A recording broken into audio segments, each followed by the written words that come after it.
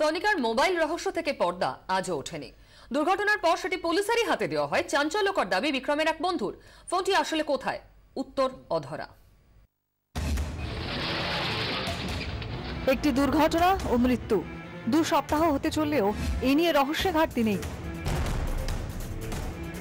সনিকার মোবাইলটি হারিয়ে যায়নি, পুলিশকেই সেই মোবাইল দেওয়া হয়, এমনই দাবি করেছেন বিক্রমের এক সহ অভিনেত্রী। দুর্ঘটনার দিন বিক্রম সনিকার 2টি মোবাইলই বিক্রমের গাড়িতে পড়েছিল। তদন্তকারী অফিসার বিক্রমের মোবাইল ভেবে একটি রক্তমাখা ফোন বন্ধুদের হাতে তুলে দেন। ওই সহ অভিনেত্রীর দাবি, রোড শুটিং করার সুবাদে বিক্রমের মোবাইল তিনি চিনতেন। তদন্তকারী অফিসারের দেওয়া মোবাইলটি বিক্রমের নয় বুঝতে পেরে তা মিস্টার সিনহা নামে এক অফিসারকে ফিরিয়েও দেওয়া হয়। পুলিশ আমাকে ফোনটা দিয়ে বলেছিল যে আমরা ফোনটা খুলতে পারবো কিনা, because password lock phone, iPhone ওনারা খুলতে পারেননি। তো আমরাও পাসওয়ার্ড জানতাম না বলে ফোনটা খুলতে পারিনি। তারপর ফোনটা ওনাদেরকেই ফেরত দিয়ে দেওয়া হয়।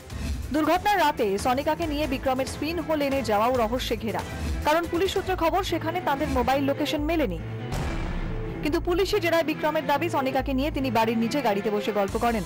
গত 6 মাসে বিক্রম সনিকার সম্পর্ক বন্ধুত্ব থেকে প্রেমের পথে অনেকটাই এগিয়ে যায়। বিক্রম দাবি করেছেন বেশ কয়েকটি হোটেলেও সময় কাটান দুজন। সূত্রের খবর, অন্য পাত্রকে বিয়ের জন্য বাড়ি থেকে সনিকাকে চাপ দেওয়া হচ্ছিল। মে মাসের শুরুতেই বেঙ্গালুরুতে বাবার কাছে চলে যাওয়ার কথা ছিল সনিকার। তার আগে কিছু সময় শুধু তারা দুজনই কাটাতে চাইছিলেন বলে দাবি বিক্রমের।